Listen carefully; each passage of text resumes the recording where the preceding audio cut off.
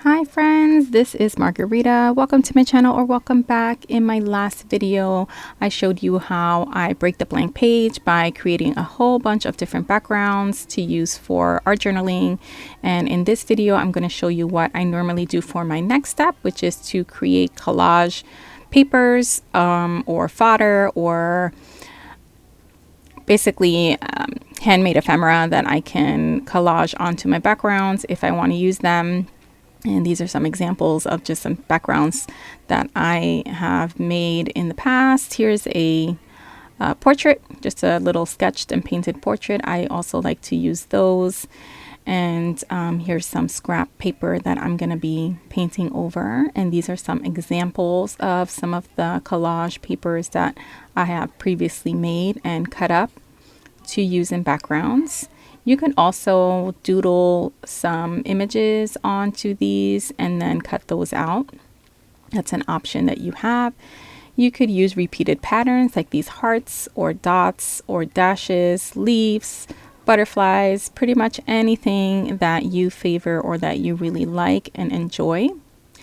And these are some scraps that I used in my previous video to catch some of the ink and other markings that, I cleaned off my stamps on here as well. Anyway, so I'm just wetting my paper a little bit, and I'm gonna start to add a bunch of different things on here. So here are some splatters.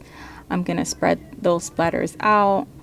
I'm going to smush papers together. I'm gonna add more color, more paint, probably some marker, maybe some pastels, maybe some crayons, some colored pencils. I use pretty much everything that I have just to create another loose background that I can add marks to and then cut up to use as collage pieces.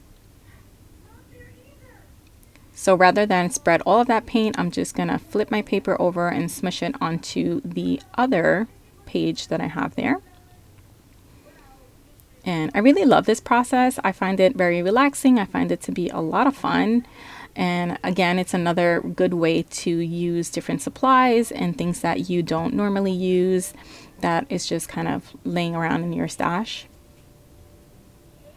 And it's just a really good way to play and experiment and just feel creative without doing a whole lot of thinking or, planning too much. Now I'm just smearing some paint on this background here. I clearly love green and pink together because I realized in these last couple videos that I use a lot of that color combo. So if you see it, I don't even notice that I'm using those two colors.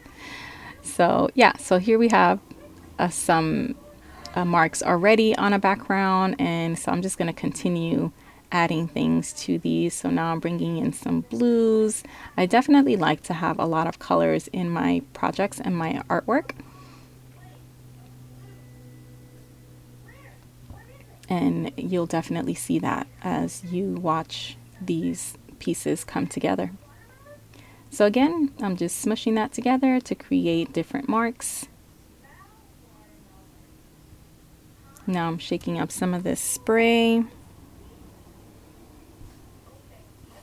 Now, if you haven't seen the previous video, please check that out if you want to see how I break the blank page in a new art journal. I will leave a link below as well as on the screen. And you can see 10 different backgrounds that I made. I'm going to say 9 because I know one of them is a double page spread. So I'll say 9 different backgrounds that I made in the last video. Now I'm going to grab this Amazon Basic watercolor book that I previously purchased. I haven't tried yet. I think it's like 90-pound paper. I'm not sure right now, but it's nice and hefty. It's not like 140 pound. It's thinner than that, but it's not very light either. It's a nice weight for doing this type of thing. So I'm speeding this up a little bit just so you don't have to see every single stroke of paint being put on this paper. After the pink, I'm adding red. So what I'm doing here is I like to take these larger watercolor papers or other scrap papers and create a sort of monotone background. So all my pinks, all my reds, I'm going to add them onto this background. And this is something that I also learned on a class a while ago actually, but I repeated a lot, so it's something that stuck with me. So I'm using all my pinks and reds on here. Now I'm doing some pink splatters. I did some like fuchsia markings, and to lift up some of that wet splatter, I'm using the previous paper, but oops, I added some blue where I was intending to only have pink. So I end up kind of just making it have a little bit of blue. No biggie, I'm not sweating it.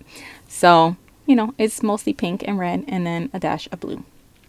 We'll go with it. Now I'm going to bring out a stencil and I'm going to use a texture paste, also pink, to add some more texture onto my page. And I really love doing these. I do them in almost every color. I think I also make a blue one, and I've done a lot of them that are just, I basically go in my stash and I pull out everything that is of one color. So all the different tones of pink, all the different tones of red, and then I put all those together. And then on another page, I would do all my blues, aquas, navies, and just put all of that on a background. And not just paints, but I'll also add things like my woody pencils. I don't know if you guys know what those are. Like these giant art pencils, and they're like giant crayons basically. And also other art crayons and oil pastels and markers, paint pens, all of the same color, and they create those really nice backgrounds. So these are the two backgrounds that I made. I made a blue one and a pink one. And then what I'll do is I will cut them up into different sized rectangles or circles or hearts. Here's some other ones that I already cut up. These are the previous scrap papers that I had painted on. And then some of the scrap paper that I had from the notebook. And I've already painted the front of the notebook as well. So as you can see, I'll take some of these and then I'll add them. I'll see what I like and I'll add them to the background. I love drawing these little one-lined portraits. I'm not sure what it is about them, but I love them. And yeah, so a lot of these have some flowers or markings. I add sewing to them, and this one has some colored pencil. I love adding sewing to them. You could also add ribbon and ruffled ribbon. You'll see later in the video, I've made some of those as well.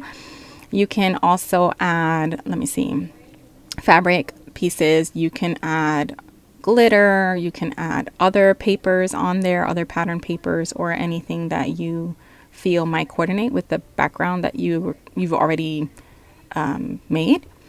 And so here I'm just cutting up the backgrounds that I created for my fodder or collage paper. And so some of them are going to have different markings from that bigger background. So they're all unique, even though they all have the same colors. And so now I'm pulling in some colored pencils, and I'm going to create some little icons or images on here. Here's a green Prismacolor pencil.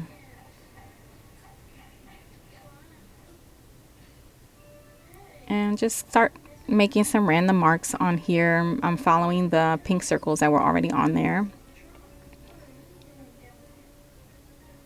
And just making sort of a sun with some swirly lines in the middle.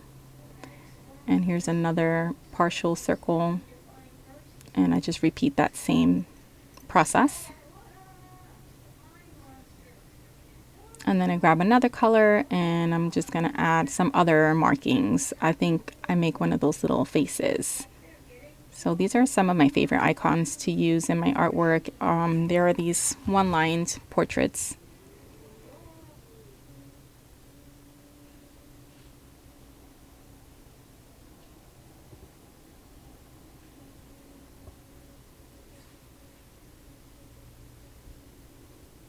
And I do use them in a lot of my work. Sometimes I just have a bunch of them on scrap paper and then I just cut them all out and then I'll add them to backgrounds as well. So with the same color, I'm going to add some little florals to this piece. So just making those petals.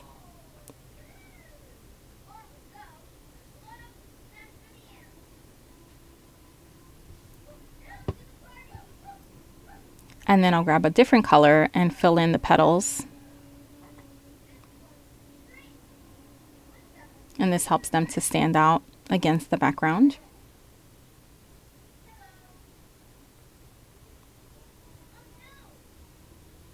And that's what that one looks like. For this one, I use those square texture stencil marks to help me create a little background for this one. And so with this blue, I'm just outlining some of the squares. And I do this just like I do the rest of the process, which is I'm not thinking too much. I'm just kind of being free in how I'm making my markings. I try and make more intuitive marks rather than planned marks. For this one, I'm adding some leaves on a little branch. I love that color against the pink and red background. It's much brighter in person.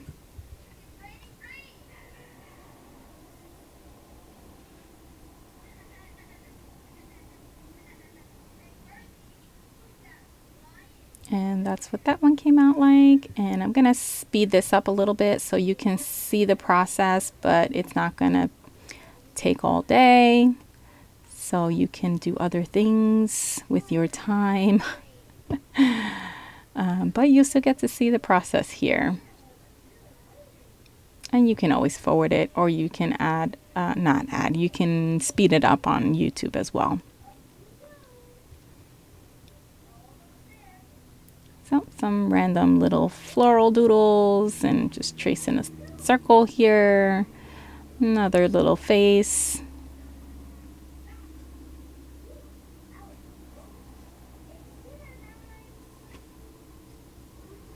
And it doesn't end there. I'll probably add some stitching to all of these and maybe some ribbon. I add fabric pieces or fabric scraps. More colors, I might return to them and add more colors or splatters because I want all of them to be different. This one's got some leaves. The previous one had some blue swirly lines. Here I'm just outlining the paint marks.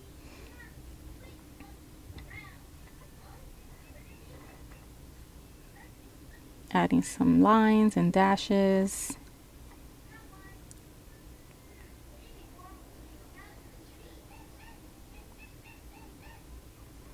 And in this way, I'll keep all these in a container.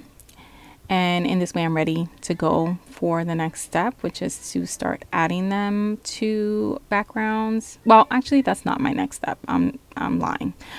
You'll see in the next video what the actual next step is that I do. I will put all these together though and revisit them when I want to add more focal points to my backgrounds.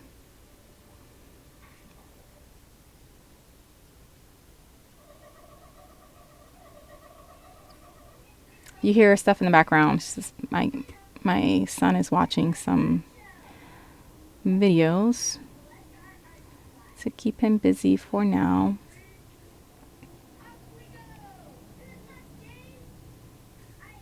And so here I'm all done with what I'm going to be doing with these. So this one's got some fabric pieces, some stitching. That one stayed as it is. Here, this one's got some more stitching marks. Oh, some washi tape. I will also add washi tape to them. This one's got stitching and, little swirly pattern. And in those little loops that it creates from the stitching, I'm just going to add color to them.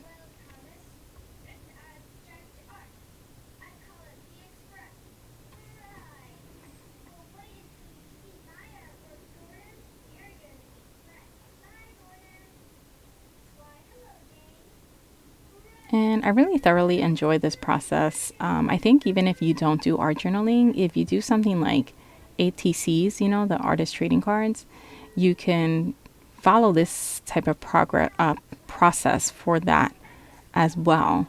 And you can create a bunch of really nice and unique ATCs with this same kind of process. This one I actually cut into this half oval shape, and I will be saving this other piece as well because I can use that also.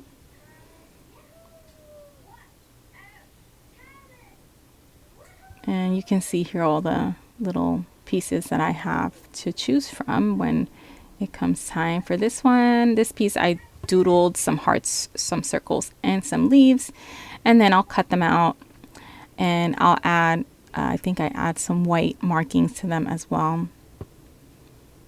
And now I think I'm thinking about adding this piece of fabric scrap. I've got some old jeans that I cut up, and I can add that denim to my work as well. This one's got a little ruffled ribbon on it, and I just love that. And now I'm going to cut out some of these shapes. Sorry, I didn't realize I was off screen here.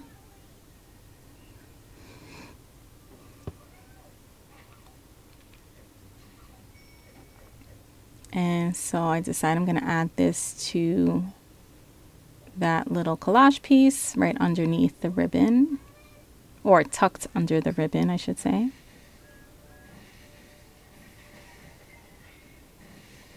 And there's that.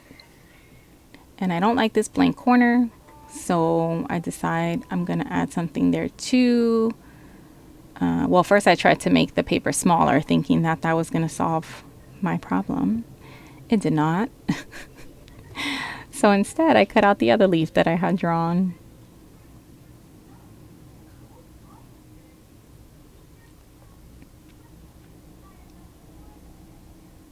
And you can see this paper is pretty thin. It's just some of the pages from the composition book. Since I know I'm going to be adding things to the book, I tend to remove some of the pages first so that I have a little bit more space between the covers.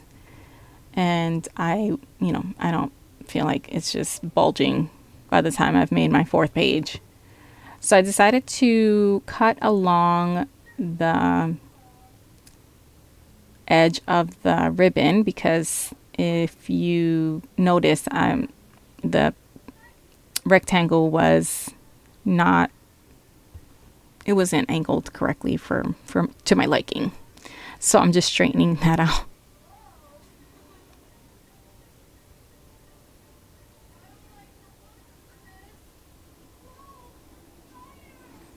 And whenever I do this, my hands get all full of paint. I do have an apron that I wear because I learned the hard way that whenever I am doing these kind of projects, I ruin all my clothes if I don't have something over my clothing. So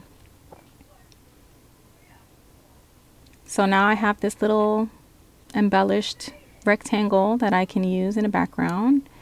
And I'm even going to add some more Sharpie markings to it. Just a little black frame. So it gives it a more finished look.